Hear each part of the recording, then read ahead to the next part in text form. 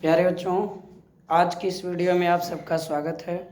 और आज की इस वीडियो में हम बहुत ही अच्छी चीज़ बताने वाले हैं, क्योंकि आज गांधी जयंती और लाल बहादुर शास्त्री दोनों महापुरुषों की जयंती है। तो इस जयंती के माध्यम से हम बहुत ज़्यादा इस वीडियो पर नहीं बहुत ज़्यादा डिटेल बताएंगे, बस संक्षेप में ही बताना चाहेंगे कि एक जो हमारे महापुरुष गांधी जी, जिनको महात्मा गांधी कहा जाता है, महात्मा गांधी, इनका नाम तो करमचंद गांधी ही था, लेकिन इनके नाम के आगे महात्मा शब्द दिया गया।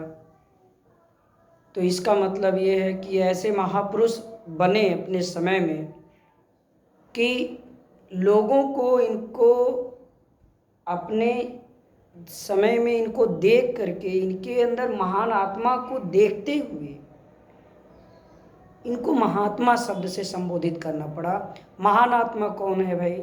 जो पीड़ितों को, दुखी को देख के दुखी हो जाए, गरीबों पर दया करे, अपने पुत्र के समान दूसरे के पुत्र को भी जाने, समभाव रखे। इंसान तो इंसानियत करता है, सबसे बड़ी इंसानियत ये है जो दूसरे के पुत्र को अपने पुत्र से बढ़कर माने। तो ऐसा विचारधारा हम सब गांधी जी के अंदर देखते हैं। बहुत ही देश के लिए, अन्य समाज के लिए भी कार्य किया। ये गुजरात के पोरबंदर नामक स्थान पर जो काठियावाड़ है, वहाँ पैदा हुए 2 अक्टूबर सन 1869 ईस्वी को। लाल बहादुर शास्त्री जी मुगल सराय, जो आज के समय में दीनदयाल उपाध्याय के नाम से प्रसिद्ध है, वहाँ ये लाल बहादुर शास्त्री जी पैदा हुए। तो इन सबकी जन्म तिथि हम लोग मनाते हैं। तो किसी भी महापुरुष की जन्म तिथि मनाने का मुख्य उद्देश्य यही होता है बाबू, कि उनके आदर्शों को हम अनुकरण करके उस पर चलें और उनके आदर्शों का अपने जीवन में अथक प्रयास करें कि वैसा ही हम भी बन जाएं और हमारा लोग अनुकरण करें। महापुरुष कोई ऐसे महापुरुष पैदा ही नहीं हो जाते हैं, अपने कर्मों के बल पर महापुरुष कहलाते हैं। तो बहुत सारे महापुरुष लोग हैं। तो आज हमें एक सवाल पढ़ाना है। फिलहाल आज गांधी जयंती रही, हम लोगों ने गांधी जयंती बड़े ही सादर विचार के साथ उन दोनों महापुरुषों को श्रद्धांजलि, सादर सुमन अर्पित किए। तो यह सब आप सबको भी अपने अंदर इनके आचरण को उतारना चाहिए, उसी के अनुसार अपने जीवन में कुछ व्यवहार दिखाने चाहिए आपके। बाकी समाज है, समाज में तमाम तरह के लोग हैं, तो हमें एक दूसरे को देख करके अपने विचार को नहीं बदल देना है, क्योंकि यह सत्य है, धन और दौलत किसी भी इंसान को गलत मार्ग पर ले जा सकती हैं, परंतु अच्छे संस्कार और अच्छे विचार किसी भी व्यक्ति को गलत रास्ते पर नहीं जाने देंगे और उसको रोक देंगे। इसलिए हम सबको चाहिए कि अपने अंदर अच्छे संस्कार, अच्छे विचार रखें और अपने जीवन को भी ऐसा बना दें कि लोग हमारे जीवन को देख करके अपने अंदर कुछ सुधार लाएं। ऐसा प्रयास करना चाहिए। तो बहुत ज़्यादा समय नहीं है, चूँकि हमको सवाल भी पढ़ाने हैं। चलिए ठीक है, हमने सोचा थोड़ा सा बच्चों का मार्गदर्शन कर दें। इन दोनों विभूतियों के बारे में आप पुस्तकों में डिटेल पढ़ सकते हैं, जान सकते हैं। अवसर मिलेगा तो किसी दिन हम बताएंगे। फिलहाल कक्षाओं में तो हम संस्कार के बारे में और सब बारे में चर्चा होती रहती है बच्चों के सामने। चलिए, तो सवाल ये 9th क्लास का है। इस सवाल में, इसके पहले का सवाल हमने तो यूट्यूब पर लोड ही कर दिया है, अपलोड है। अब ये सवाल ये क्या कह रहा है, ध्यान देंगे। दिया है ए बी का मध्य बिंदु P है, यानी ये P बिंदु ए बी के बीच में है। इतना जितना ए पी है उतना P भी है। ये आपको कन्फर्म हो जाना है। अगर ये भाई बीच में है तो आधा इधर आधा इधर, तो ए पी और पी बी क्या है, बराबर है। दूसरी चीज़ कह रहा है बी ए डी। देखिए हम लोग बी ए डी एंगल ढूंढें, तो बी और ए डी, माने ये एंगल, यह एंगल बी ए डी है। और एंगल ए बी ई, देखिए ए बी ई माने ये एंगल। ध्यान देंगे, पढ़ाई के लिए परिश्रम तो आप करते हैं, लगन की कमी रखते हैं, अपने अंदर लगन रखिए, दृढ़ संकल्पी बनिए, ठीक है, तो भी आपकी सफलता हासिल होगी। तो यह एंगल और ये एंगल बराबर है, ठीक है, बी ए डी और A B E, A B E. देखिए जो लेटर बीच में रहता है एंगल वही बनता है, ये ध्यान रखेंगे। और क्या दिया है, ई पी ए। चलिए ई से शुरू करते हैं, ई से पी पे आना है, ये लाइन पकड़ना है, ये नहीं पकड़ना है। ई पी ए, सॉरी ई पी ए, हाँ ई पी ए माने इधर वाला, ध्यान देंगे। और D P B, D P B, D P B माने ये एंगल, ये भी बराबर है, ध्यान देंगे। तो ये सारी चीज बराबर है। तो अब ये बात ध्यान में रखना है। तो इतना देने के बाद ये कह रहा है डी ए पी और E P B, sorry E B P, D A P और ई बी पी त्रिभुज को सर्वांग सम दिखाइए। तो जरा ये पहले देख लीजिए कि डी ए पी कहाँ है, डी ए पी ये त्रिभुज है। देखो मैं इसको थोड़ा सा चिन्हित कर दे रहा हूँ, छायांकित कर दे रहा हूँ, ठीक है। एक चीज अभी आपको मैं दिखा रहा हूँ, थोड़ा सा भाग हमने छायांकित नहीं किया है।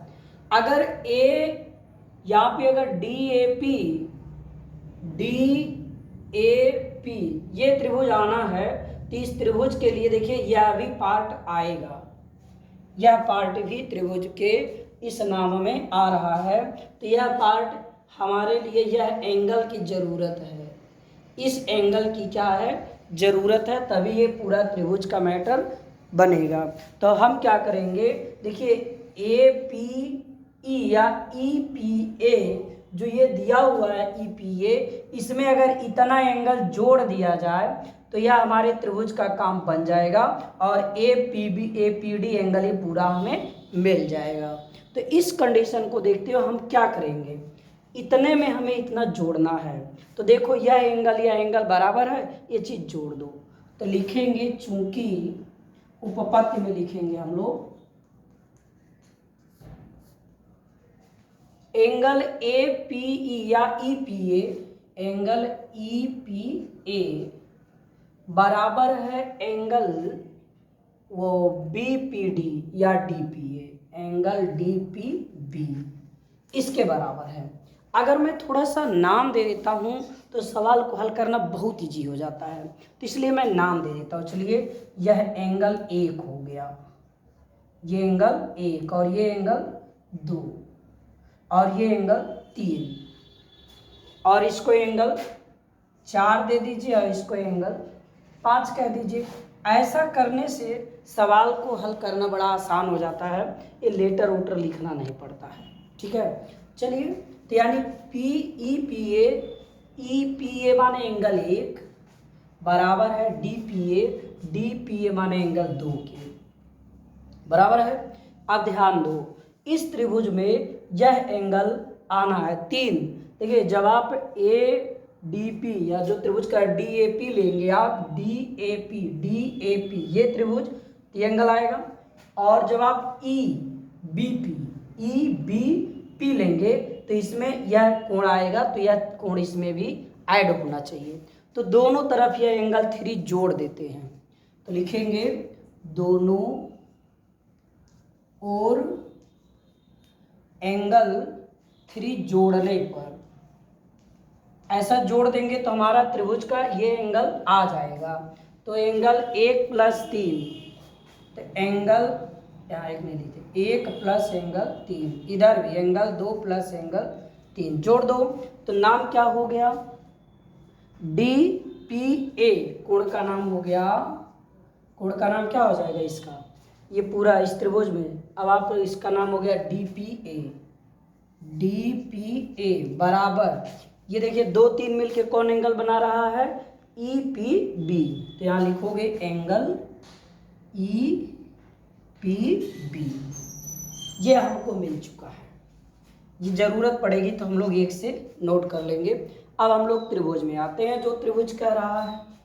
तो देखिए ए बी का मध्य बिंदु P है, तो त्रिभुज में आइए। तो त्रिभुज के लिए थोड़ा सा जगह कम पड़ रहा है, हम एक लाइन लिखने के बाद इरेज करेंगे। आप इसको अगर नोट किए होंगे तो ठीक है। चलिए यहाँ तक तो मैं मैटर मिटा ही देता हूँ। यानी एंगल DPA और EPB बराबर है, ये ध्यान में रखना। DPA और EPB एंगल, ये लिख देते हैं, एंगल DPA और एंगल EPB बराबर है एंगल EPB। ये सिद्ध कर चुके हैं हम लोग, सिद्ध कर चुके हैं। ये हो गया। तो चलिए अब त्रिभुज जो जो कह रहा है DAP तथा त्रिभुज EBP में सर्वांगसम होने के लिए हमें 3 शर्त बराबर ला देना है। तो चलिए हम लोग ढूंढते हैं। पहला काम तो 4 और 5 दोनों त्रिभुज की ये कोण बराबर दिया है।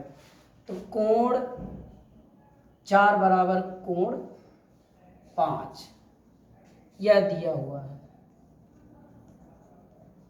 दूसरी चीज 4 बराबर 5 दिया है और यह हमने और यह एंगल हम लोग बराबर कर लिए हैं।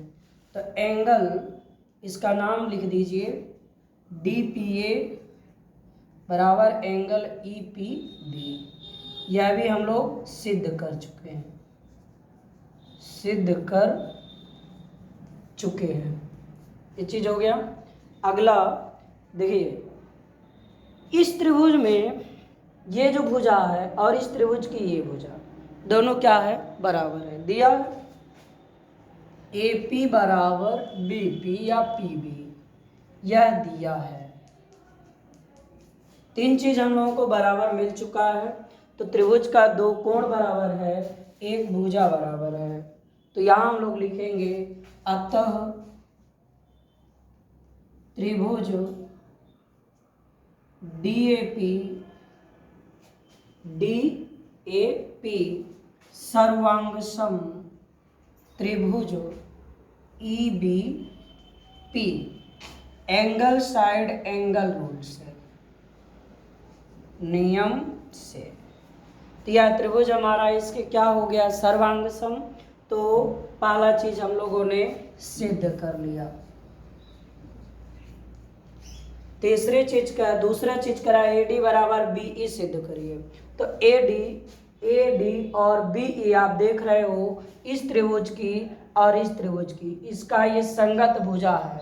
अगर इस त्रिभुज को हम लेते हैं और इस त्रिभुज को लेते हैं, इसके ऊपर रखना होगा, तो यह एंगल इस एंगल पर जाएगा और यह एंगल इस पर जाएगा, यानी यह भुजा AD इस BE भुजा पर आएगी। तो CPCT से हो गया AD बराबर BE। ये क्या हो गया, सर्वांगसम CPCT से। ये 2 चीज़ हमको सिद्ध करना था। तो वो चैनल को सब्सक्राइब तभी करें वीडियो पसंद आ रहा हो, और चैनल को सब्सक्राइब लाइक शेयर ज़रूर करिए। आप सब मेहनत करिए। हमारे यूट्यूब चैनल पर grammar, English grammar, Hindi grammar, math, ये सारी वीडियोज़ हैं।